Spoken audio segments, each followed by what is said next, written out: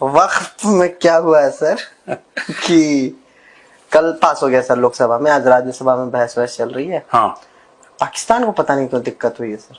क्या कह रहा है पाकिस्तान? कुछ दर्द हुआ है। मैं आपको बताना चाह रहा हूं स्पीकर साहब, ये बिल का मकसद सिर्फ मुसलमानों को जलील और रुस्वा करना है, मुसलमानों को दूसरे दर्जे का शहरी बनाने का इनका मकसद है। तो मैं गांधी की तरह इस कानून को फाड़ता हूं, ये अनकॉन्स्टिट्यूशनल है सर। मोदी वो तो पहले दिन से मुसलमानों के खिलाफ है, वो पहले महीने से उनके लोग, उसकी बीजेपी, ये जो लोग मुसलमानों को मारने लगे हैं।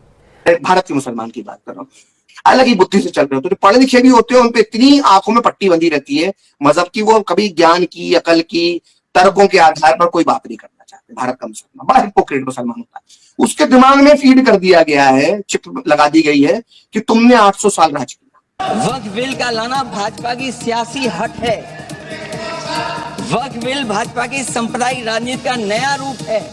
बट फिर भी जो दोनों बाबू लोग हैं जिनके ऊपर सर के ऊपर आज गवर्नमेंट चल रही है, दोनों का जो वोट बैंक है वो मुसलमान वोट बैंक भी है, क्या वो उनको नाराज कर सकते हैं? दोनों चंद्रबाबू नायडू और नीतीश बाबू, दोनों बाबुओं के पास जो वोट बैंक आप कह रहे हैं मुस्लिम है, लेकिन मुस्लिम वोट बैंक इरेलेवेंट हो चुका है 2014 में, जब थंपिंग हिंदू मेजोरिटी के वोट बैंक से मोदी आए हैं, और मोदी ने सफलता को बहुत बार रिपीट किया है। अमेंडमेंट बिल पास होते ही सबके हाथों के तोते उड़ गए। इसके जो जहर के दांत थे वो जहर के दांत पूरी तरह से निकाल दिए गए, और वो उन्होंने एक अमेंडमेंट सरकार की तरफ से पेश कर दिया क्लॉज नंबर 4 में, और क्लॉज नंबर 4A नया इन्होंने ऐड किया। वो ये ऐड किया गया है कि भाई एंशंट मॉन्यूमेंट्स प्रिजर्वेशन एक्ट 1904 और ancient monuments and archaeological sites and remains act 1958, इनके तहत जो भी संस्थाएं प्रोटेक्टेड हैं उनका वक्फ जो है वो ऑटोमेटिकली वॉइड हो जाएगा। प्रॉपर्टीज कोई भी वक्फ का नोटिफिकेशन है या आगे होगा वो अपने आप वॉइड हो जाएगा। तो भाई इसमें कौन कौन से आते हैं आपको बता चुके हैं ना हम। जो 9 मुख्य मंदिरों की हम बात किया करते थे ना, वो 9 के 9 जो मंदिर हैं वो वक्फ से मुक्त हो गए। ताजमहल को वक्फ बोर्ड ने अपनी प्रॉपर्टी डिक्लेयर कर रखा है कि साहब ये वक्फ प्रॉपर्टी है, और उसके विरुद्ध ASI जो है वो सुप्रीम कोर्ट में गया हुआ है।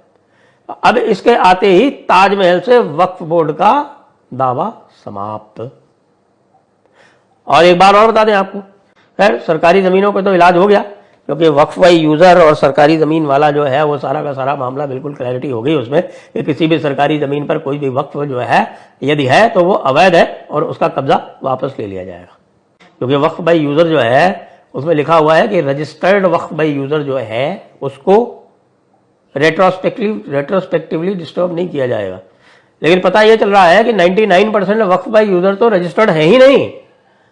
और एक और प्रावधान आ गया है कि साहब के जितनी भी वक्फ प्रॉपर्टीज हैं उनको सबको पोर्टल पर डॉक्यूमेंट्स के साथ में रजिस्टर करना पड़ेगा। वो डॉक्यूमेंट्स ही नहीं है।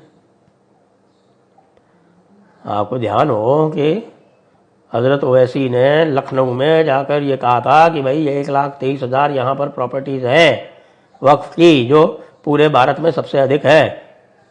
स्वाभाविक रूप से, क्योंकि उत्तर प्रदेश में ही सबसे ज्यादा आतंक चला था इस्लामियों का और खासतौर से मुगलों का। तो 1,23,000 में 1,12,000 का हमारे पास कागज ही नहीं है। अब करो जरा पोर्टल पे रजिस्टर।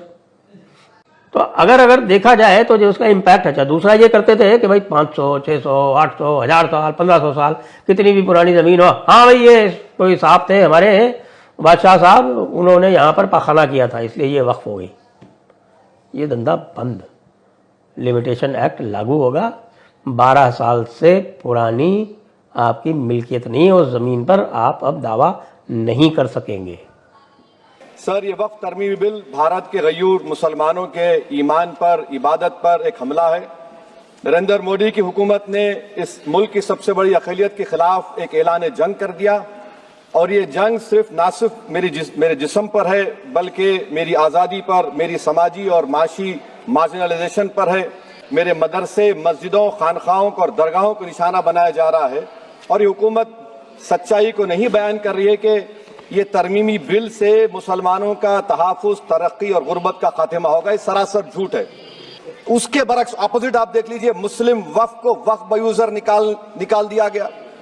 एक मुस्लिम वक्फ की जायदाद पर कब्जा होगा, लिमिटेशन लगेगा, तो जो एनक्रोचर है, जो खाबिज है, वो रातों रात मालिक बन जाएगा और एक गैर मुस्लिम वक्फ बोर्ड को एडमिनिस्टर करेगा। ये आर्टिकल 14 के इक्वल प्रोटेक्शन का वायलेशन।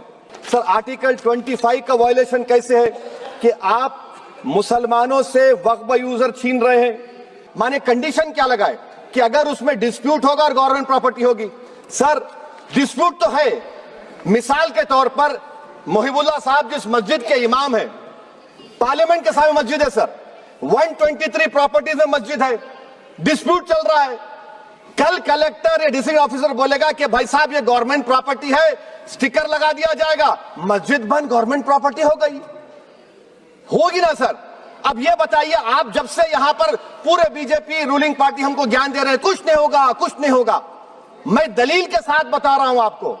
अच्छा, ये अमेंडमेंट जब हो जाएगा तो मुझे कहने दीजिए सर, सिर्फ प्राचीन मंदिरों की हिफाजत होगी, मस्जिदों की नहीं होगी। अब सर आप आ जाइए, अगर डिस्प्यूट मेरा एंशिएंट मॉन्यूमेंट से वक्फ का एक मिसाल दे रहा हूं, दिल्ली में 172 वक्फ प्रॉपर्टीज एएसआई कंट्रोल में है, मैं तो हार ही गया वो, क्योंकि मेरे पास डॉक्यूमेंट नहीं है। आप कह रहे हैं कि डॉक्यूमेंट चढ़ाओ। अगर मेरा गवर्नमेंट से डिस्प्यूट चल रहा है, मैं तो क्लेम ही नहीं कर सकता, क्योंकि आप जज बनेंगे, आप ही फैसला करेंगे, और जब तक आप फैसला नहीं करते वो वक्फ की प्रॉपर्टी नहीं होगी। वो प्रोविजन डाल दिया आपने इस बिल में, इंक्लूडिंग वुमेन हेयर्स और द वाकिफ on the right of person. Sir, ये आर्टिकल 25 का वायलेशन है, शरीयत एप्लीकेशन एक्ट 37 का वायलेशन, आर्टिकल 300A का वायलेशन है। मैं आपको बताना चाह रहा हूं स्पीकर साहब, ये बिल का मकसद सिर्फ मुसलमानों को जलील और रुस्वा करना है, मुसलमानों को दूसरे दर्जे का शहरी बनाने का इनका मकसद है। हिस्ट्री को पढ़ेंगे तो महात्मा गांधी उस वक्त के सफेद फार्म अफ्रीका के कानून को महात्मा गांधी ने कहा था कि ये मेरा कॉन्शियंस इसको मानता नहीं, मैं इस कानून को कबूल नहीं करता हूं। तो महात्मा गांधी ने क्या किया, उन्होंने उस कानून को फाड़ दिया। तो मैं गांधी की तरह इस कानून को फाड़ता हूं, ये अनकॉन्स्टिट्यूशनल है सर। हुकूमत ने मुस्लिम वक्फ अमलाक पर कब्जे के लिए नया मुतनाज़ कानून मुतारिफ करवा दिया। भारत में 8 लाख से जायद वक्फ जायदादें मौजूद हैं, जिनकी मजमूई मालियत तकरीबन 14 अरब डॉलर्स है। ये कानून लाखों वक्फ जायदादों बशमोल मसाजिद, कब्रिस्तानों और कंट्रोल में लेने का घिनौना मंसूबा है। नाक़िदीन का कहना है ये इक़दाम मुसलमानों के मजहबी और सकाफती विरसे पर बराह रास्त हमला है। हुकूमत हिंदू मजहबी ट्रस्ट को तहफ़्फ़ुज़ दे रही है, जबकि मुस्लिम अमलाक को निशाना बनाया जा रहा है। दिल्ली और मुंबई की तारीखी वक्फ जायदादें भी इस बिल की लपेट में आ चुकी हैं। भारत में मुसलमान रहनुमा असदुद्दीन अवैसी ने कहा, यह कानून वक्फ अमलाक की हिफाजत के बजाय उन्हें छीनने के लिए बनाया गया है। मोदी हुकूमत ने मुस्लिम वक्फ अमलाक पर कब्जे के लिए नया मुतनाज़ कानून मुतारिफ करा दिया।